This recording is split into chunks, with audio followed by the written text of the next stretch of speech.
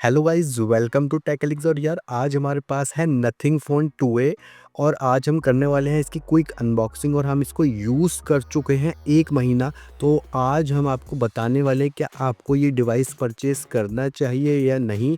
और ये already 2024 phone off the year है, मतलब ये पावरफुली यूनिक है। तो क्या आपको ये मोबाइल परचेज़ करना चाहिए, क्योंकि इसके कंपैरेटिवली मार्केट में और भी ऑप्शंस अवेलेबल हैं।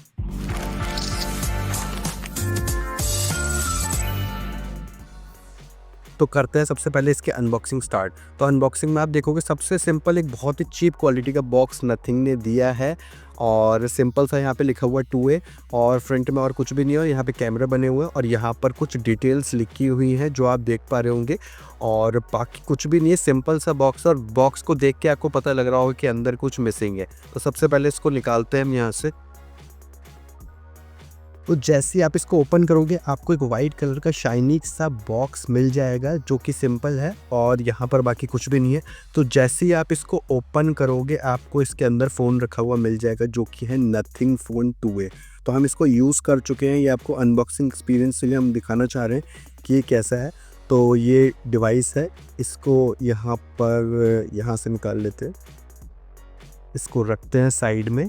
और उसके बाद हमारे पास जो है यहाँ पर एक डेटा केबल है और यहाँ पर चार्जर जो है वो मिसिंग है। लेकिन इसमें 45 वॉट की फास्ट चार्जिंग सपोर्ट करती है, तो आपको कोई प्रॉब्लम नहीं होने वाली। और केबल भी क्वालिटी अच्छी ही है। और बाकी यहाँ पर एक सिम इजेक्टर टूल है और यहाँ पर कुछ सेफ्टी गाइड है। और बाकी यहाँ पे लिखा हुआ welcome to Nothing, well isn't this exciting. तो इसको रखते हैं साइड में क्योंकि ये हमारे काम का प्रोडक्ट नहीं है। और अपने चलते हैं मेन जो हमारा प्रोडक्ट है वो है ये मोबाइल। तो मोबाइल जैसे आप देखोगे देखने में ऊपर 2 कैमरा आपको दिख रहे हैं, जो कि इसका मेन कैमरा 50 मेगापिक्सल का है।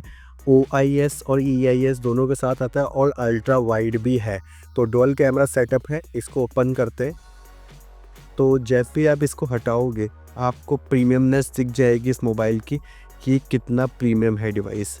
और बाकी देखने में लुक जो है इसका मेन इस वजह से ही सेल कर रहा है, बट हाथ में लेते ही मुझे देखो हैफ्टी तो लग रहा है। और दूसरा ये जो है प्लास्टिक बैग है। नथिंग का जो पहला फ़ोन आया था उसमें ग्लास बैग थी, बट इसमें जो है वो प्लास्टिक बैग कर दिया इन्होंने, शायद इसको इकोनॉमिक करने के लिए और एक अच्छे प्राइस सेगमेंट में लाने के लिए। बट ओवरऑल अभी भी ये काफ़ी प्रीमियम दिख रहा है और काफ़ी अच्छा दिख रहा है। तो सबसे पहले बात करते हैं इसके डिवाइस के हार्डवेयर इंटरफेस की। तो अगर आप यहाँ पर देखोगे तो आपको यहाँ पर वॉल्यूम अप और वॉल्यूम डाउन मिल जाएगा। और यहाँ देखोगे तो आपको पावर बटन मिल जाएगा। तो इसको हम ऑन कर देते हैं सबसे पहले। ठीक है, तो ये हमारा ऑन हो चुका है और यहाँ पर लिखा हुआ पावर्ड बाय एंड्रॉइड। और बाकी पीछे कैमरा और यहाँ पर एक फ़्लैश मिल जाएगी जो कि डुअल फ्लैश है। और बाकी जो डिस्प्ले में है मतलब आपका जो फिंगरप्रिंट स्कैनर है वो डिस्प्ले में ही है। और बाकी इसको ऑन होने देते हैं, फिर देखते हैं बाकी इसका जो ग्लिफ है, इसका जो ग्लिफ सबसे ज़्यादा इंटरफेस सबसे ज़्यादा पॉपुलर हुआ है, तो हम उसकी बात भी करेंगे। और इसमें जो प्रोसेसर है वो है मीडियाटेक का डायमेंसिटी 7200 प्रो 5G। तो 8 कोर प्रोसेसर है। तो सबसे पहले मैंने इसमें सिम ऑलरेडी इंसर्ट कर रखी है, तो देख सकते हो आपके सामने ये डिवाइस आ चुका है और पहले उसमें बहुत सुंदर लग रहा है। तो मैं अपना पासवर्ड ज़रा डाल लेता हूँ, तो अगर आप डिटेक्ट नहीं कर पा रहे होगे। तो सबसे पहले इसकी मेन हाइलाइट्स की बात करते हैं। हमने इस फ़ोन को बजाज फाइनेंस से परचेज़ किया है और आप भी परचेज़ कर सकते हो। कैसे, मैं इसका एक वीडियो अपलोड करूँगा कि आप कैसे EMI पर इसको परचेज़ कर सकते हो, क्या प्रॉस है क्या कॉन्स है। और बाकी देखने में ये डिवाइस ऑलरेडी बहुत ही ज़्यादा सुपर लुकिंग लग रहा है। देखोगे आप तो काफ़ी प्रीमियम सा देखने में लग रहा है। और इसको already 2024 phone off the year का अवार्ड मिल चुका है। तो आप सोच सकते हो क्या ये फ़ोन कितना पॉपुलर हुआ है। मतलब जैसे आईफोन की एक सीरीज़ आई थी बहुत पॉपुलर हुई थी, वैसे ही अपने जैसे आईफोन 6s आया था एक टाइम पे, उसने धमाल मचा दिया था, ऐसे ही नथिंग ने आके मार्केट में धमाल मचा दिया है। तो क्या आपको इसको परचेज़ करना है? सबसे पहले बात करते हैं हम इसके फिंगरप्रिंट की। तो आप देख सकते हो फिंगरप्रिंट बहुत ही सुंदर तरीके से काम करता है। ये देखिए आप, काफ़ी सुंदर तरीके से काम करता है। तो फिंगरप्रिंट इन डिस्प्ले है, बाकी कोई भी दिक्कत नहीं आने वाली। सबसे पहले इसकी प्रोज़ की बात करते हैं। प्रोज़ में जो है वो प्रोसेसर जो है वो मिड रेंज में आता है, मतलब अगर आपको गेमिंग करनी है, बेसिक गेमिंग करनी है तो आप कर सकते हो। वो एक एडवांस कूलिंग सिस्टम के साथ आता है। इसका जो प्रोसेसर मैंने आपको बताया MediaTek Dimensity 7200 pro 5G processor है, जो कि गेमिंग के लिए गुड है, पावर एफिशिएंट है। और बाकी अगर मैं बात करूँ, इसका जो बैटरी बैकअप है वो बहुत ही अच्छा है और परफॉर्मेंस जो है ना बहुत ही ज़्यादा स्मूथ है। तो अगर आप देखोगे तो आपको बहुत मज़ा आएगा।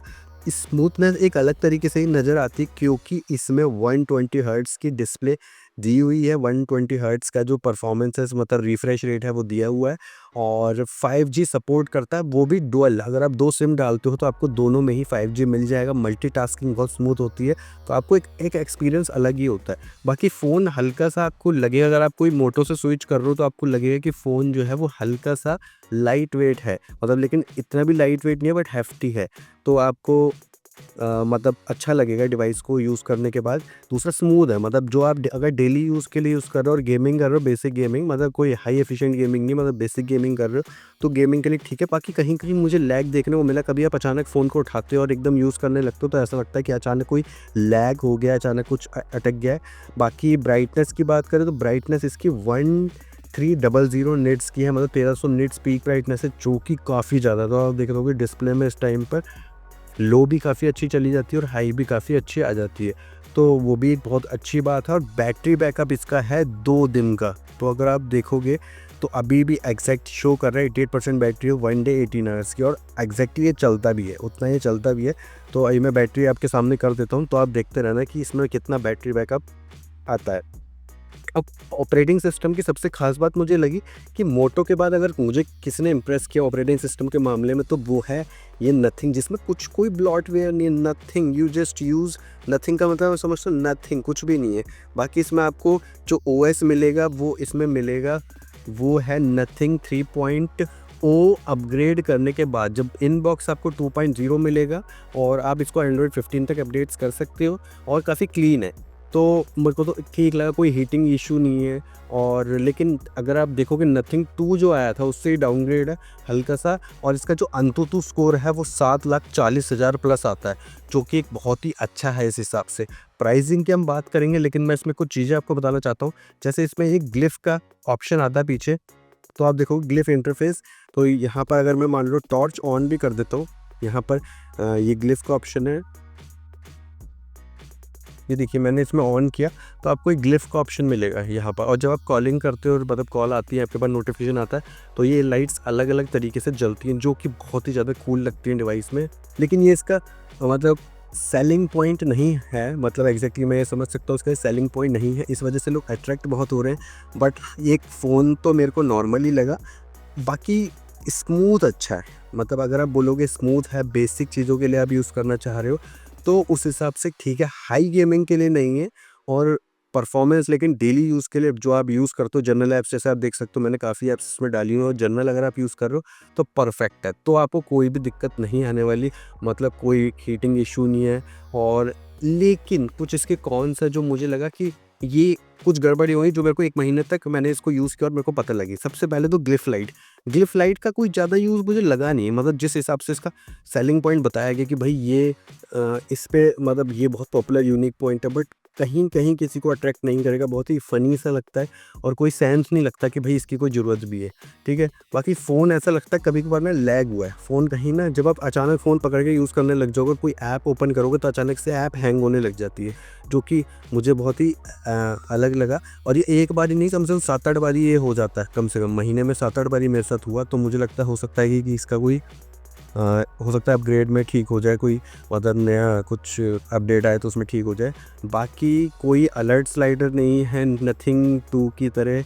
और अगर आप सनलाइट में देखोगे ना, जैसे आपको लगेगा इस टाइम पे ब्राइटनेस बहुत हाई है, लेकिन जब आप इसे सनलाइट में देखते हो ना, ऐसा लगता है ब्राइटनेस में कुछ इशू है, इसकी डिस्प्ले उस तरह की परफॉर्मेंस नहीं दे पाती जिस तरीके की इन्होंने बोला है, तो मतलब दिक्कत है। दूसरा एक चीज़ और दिखाता हूँ मैं आपको, जैसे यहाँ पे अगर आप आओगे तो फ्रंट कैमरा ओपन करना, तो फ्रंट कैमरे में अब वीडियो में देखो, सिर्फ 1080 का ऑप्शन है, मतलब 1080 60 एफपीएस का ऑप्शन है, 4K का ऑप्शन ही नहीं। मैंने भी आईफोन 10 की वीडियो बनाई थी और उसमें 4K 4K 30 FPS का ऑप्शन था। मतलब आप सोच सकते हो इस टाइम पर अगर आप ये कैमरा नहीं दे रहे हो तो आपने 2 डुअल कैमरा लगा के क्या फ़ायदा किया जब फ्रंट कैमरे में मतलब मज़ा ही नहीं है। मतलब 1080 पे आप रिकॉर्ड कर पा रहे हो। मतलब मेरे पास मोटो G60 जो कि इससे बेटर रिकॉर्ड करता है और मतलब कैमरे के मामले में मुझे सही नहीं लगा और ना कि नेचुरल पिक्स भी नहीं देता। मतलब बड़ा ही अजीब सा लगता है, ऐसा लगता है सैचुरेटेड सी फ़ोटोज़ आती हैं, टोन को हटा देता है, तो आपको बहुत अजीब लगता है। बाकी प्लास्टिक बॉडी है, फ्रंट कैमरे का मैंने आपको बता दी, कैमरा भी लैग करता है और स्ट्रगल करता है लो लाइट में, तो अगर आप लो लाइट में यूज़ करोगे तो आपको दिक्कत ही आएगी और ऐसा लगता है ब्यूटी फ़िल्टर्स लगा दिए, ठीक है। और बाकी मतलब बोलते हैं 20 GB रैम है, यहाँ पे एक सेटिंग्स में ऑप्शन दिया हुआ है जिसमें बोलते हैं कि 20 GB रैम है और बट इसका भी कोई ऐसा कोई ये देखो रैम बूस्टर का ऑप्शन है जो कि आप यूज़ कर सकते हो, बट इसका भी मुझे कोई ख़ास यूज़ लगा नहीं। तो आप देख सकते हो कि मतलब आपको परचेज़ करना ही नहीं, लेकिन मैं आपको बताऊंगा किन लोगों को परचेज़ करना चाहिए और किन लोगों को परचेज़ नहीं करना चाहिए।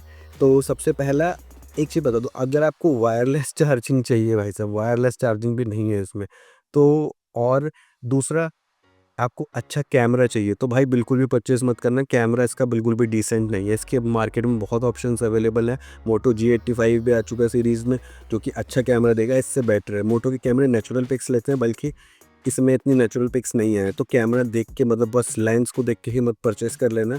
बाकी स्क्रीन टू बॉडी रेशो भी इसका अच्छा है, स्क्रीन आप देखोगे स्क्रीन भी अच्छी मतलब अच्छी है, लेकिन सनलाइट में सफ़र करती है। 91.65% स्क्रीन टू बॉडी रेशो है और प्रोसेसर भी अच्छा है। अब देखो आपको इन लोगों ने परचेज़ करना है, अगर आपको क्लीन ओएस चाहिए, यूनिक डिज़ाइन चाहिए और आप चाहते हो कि इस तरीके का फ़ोन आपके पास हो, कुछ अलग लगे, तो और डेली यूज़ के लिए चाहिए, बेसिक गेमिंग करनी है तो इट्स ओके। बट आपको अगर टॉप टियर कैमरा चाहिए, प्रीमियम फीचर्स चाहिए, एआई चाहिए, आर्टिफिशियल इंटेलिजेंस के लिए अलग-अलग फीचर्स चाहिए, तो भाई इसको परचेज़ मत करना क्योंकि इसमें प्रॉब्लम्स है, ठीक है। और इसका जो प्राइस है वो है 19,999 रुपये, जो कि फ्लिपकार्ट पर आपको मिल जाएगा। डिस्क्रिप्शन में मैंने लिंक दिया है और 1 महीना हमने इसे लगातार यूज़ किया, तो आप इसे ट्रस्ट कर सकते हो इस रिव्यू को। और फ़ोन इतना एडवांस नहीं है जितना ये दिखाया जाता है। मतलब फ़ोन में अगर आप एग्जैक्टली अंदर जाओगे तो आपको कुछ ऐसे खास मिलेगा नहीं कि आप बोलोगे कि वाह कि कुछ ऐसा है, यूनिक फीचर्स है, कैमरे में कोई फीचर्स है, कोई ऐसे फीचर्स नहीं है, बेसिक है। और पार्ट एआई का भी इन्होंने कोई खास यूज़ किया नहीं अभी तक। तो गाइज़ अगर वीडियो अच्छी लगी तो वीडियो को लाइक कर देना, चैनल को सब्सक्राइब कर देना, क्योंकि इस तरीके की यूनिक वीडियोस हम आपके लिए हमेशा लाते रहेंगे। So thank you so much guys for watching the video. और बॉक्स में चार्जर भी नहीं है, 45 वॉट का फास्ट चार्जर अलग से खरीदना पड़ेगा। Good bye, thank you so much guys for watching the video. Jai Hind.